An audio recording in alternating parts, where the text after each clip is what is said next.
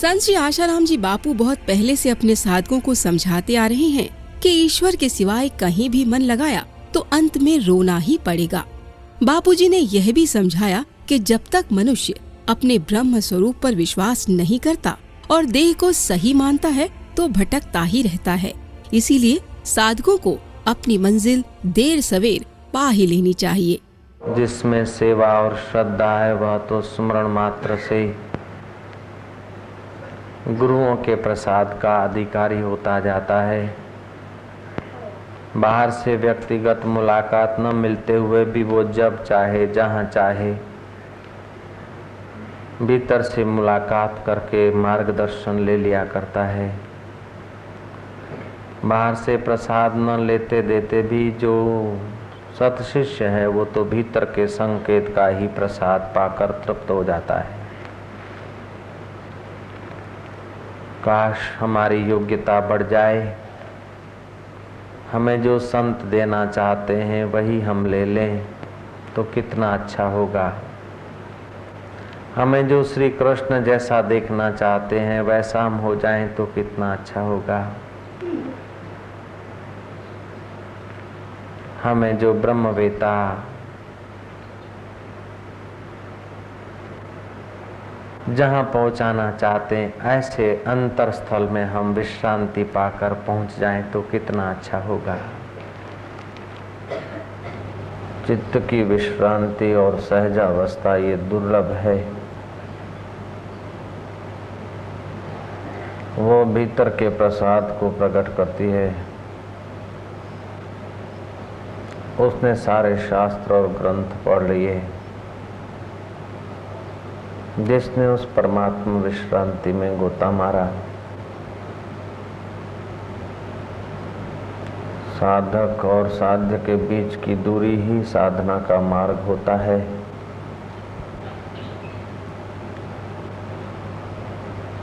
साधक और साध्य के बीच की दूरी मिटाने का मार्गदर्शन दिखाना ही गुरुओं का काम होता है। जिन्हें श्रोत्रिय ब्रह्मनिष्ठ तत्ववेता गुरुजी मिल गए उन्हें फिर और छोटी मोटी उपासनाएं करने की आवश्यकता नहीं पड़ती। उसकी तो ईश्वर उपासना भी गुरु के ज्ञान से पूर्ण हो जाती है। उसका कर्म कांड भी गुरु के ज्ञान से फलित हो जाता है। जिसने गुरुओं की गहरी अनुभूति का आदर करके अपने हृदय में विश्रांति पाई, उसने बहुत सारी साधनाओं का फल पा लिया।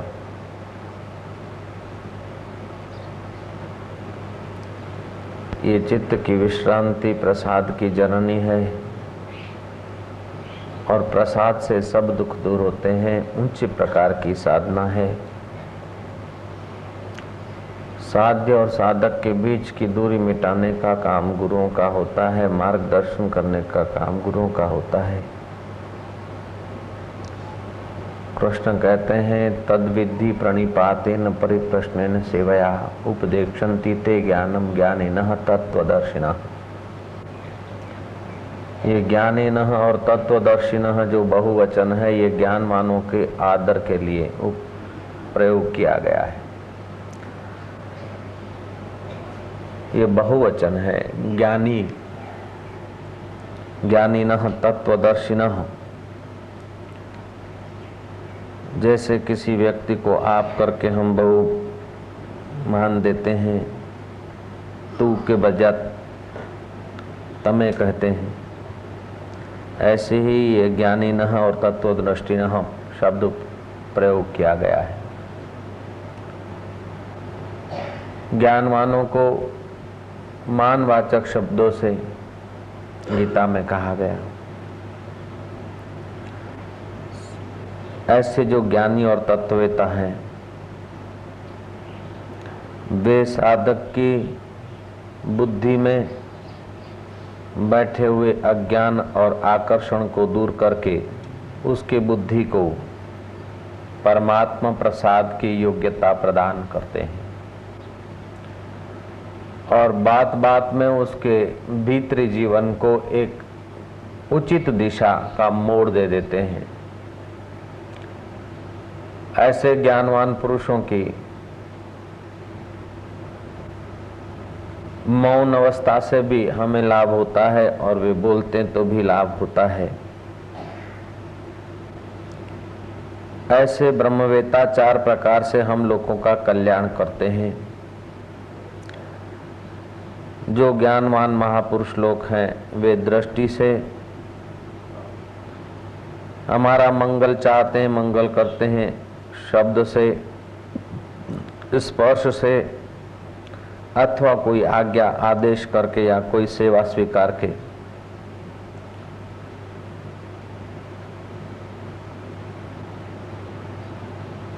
ऐसे ज्ञानवानों की सानिध्यता मिलने से हम लोगों की साधना स्वाभाविक चलने लगती है।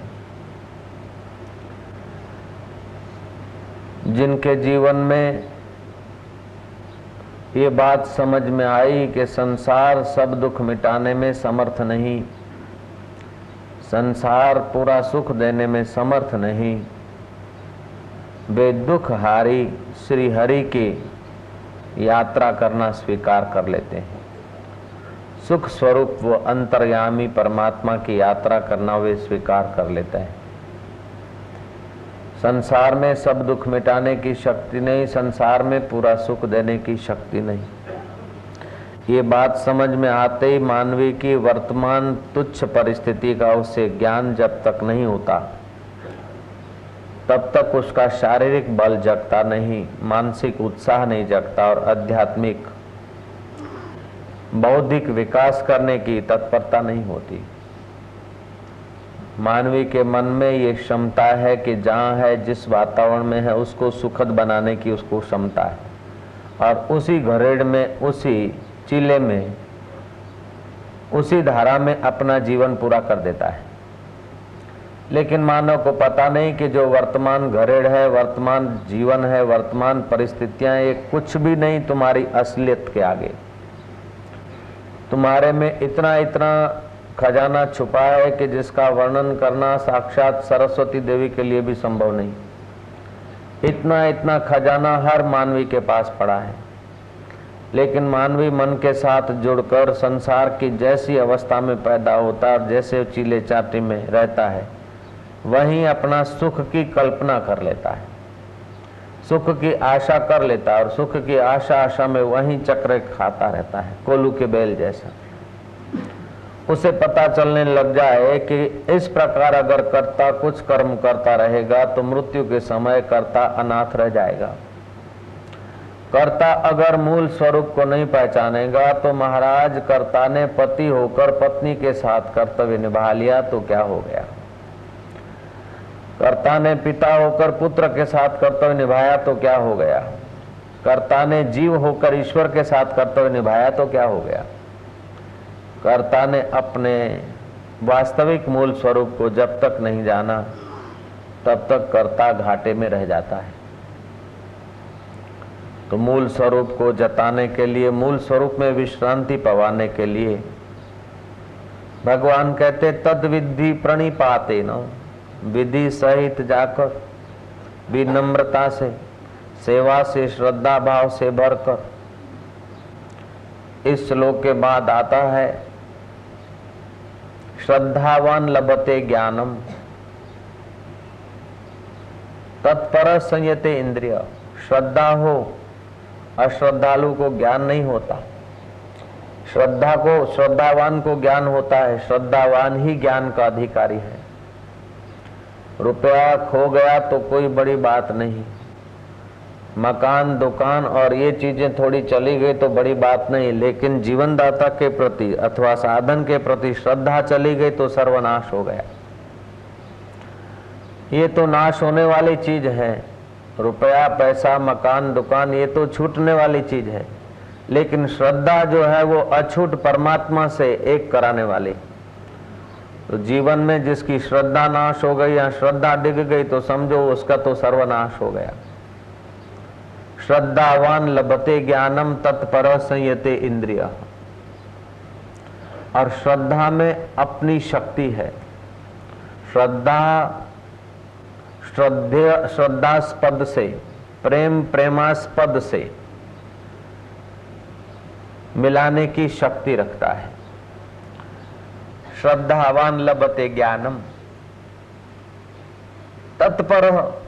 तत्परता होनी चाहिए। श्रद्धा तो है लेकिन तत्परता नहीं होगी तो साधन छूट जाएगा। साधन में तत्परता हो, अगर साधन में तत्परता नहीं तो मन फिर और कुछ धंधे में ले जाएगा, पुण्य नाश करा देगा, जीवन खोखला हो जाएगा। स्वल्प पुण्यवताम राजन विश्वासो नैव जायते। पुण्यों की कमी होती है तो अपने ब्रह्म स्वरूप में विश्वास ही नहीं होगा, अपने अखंड स्वरूप में विश्वास नहीं होगा, अपने अजर और अविनाशी स्वरूप में विश्वास ही नहीं होगा, अपने देह में ही विश्वास हो जाएगा। स्वल्प पुण्यवताम राजन विश्वासो नैव जायते।